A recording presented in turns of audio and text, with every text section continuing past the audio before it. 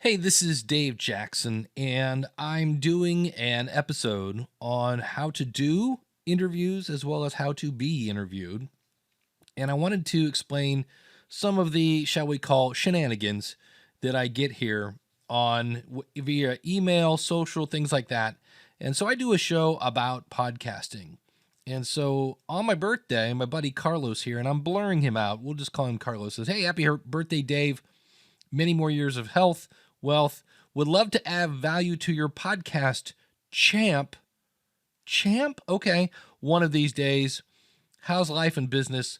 What's been your biggest win on both of the last 12 months?" Now, I don't know Carlos from Adam, but okay. So I ignore him. Fast forward a couple months. What's happening, Dave? I would love to add value to your podcast, brother, one of these days. Again, I don't know Carlos, but whatever. Now I'm his brother. Before I was his champ. I've been doing lots of podcast and interviews lately, adding massive value to podcast CEOs. And I then ask him, "So what value are you bringing and to what show?" Because I have actively 4 different shows. And he hasn't specified. Is it School of Podcasting? Is it Ask the Podcast Coach? Is it whatever? And he says, "I speak from mindset to business acceleration strategies by telling awesome stories." To which I say, "Look, I've already got a business coach, but thanks for the offer, and I'm off to lunch." So then Carlos sends me a picture with him and Tony Robbins and all these other people who have billions and millions and zillions of views and fans, to which I don't really care. He then carries on, been on a few stages with heavy hitters out there, and I'm offering to be interviewed at your podcast, not offering anything.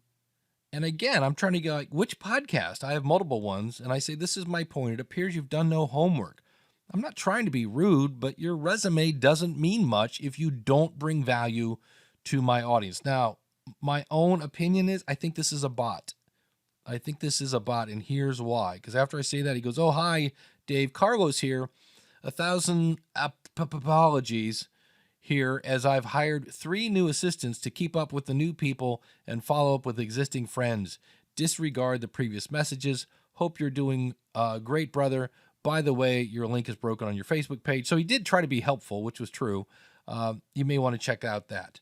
So my point here is, A, he's not listening to me. Which show are you talking about? And I'm pretty sure he doesn't know.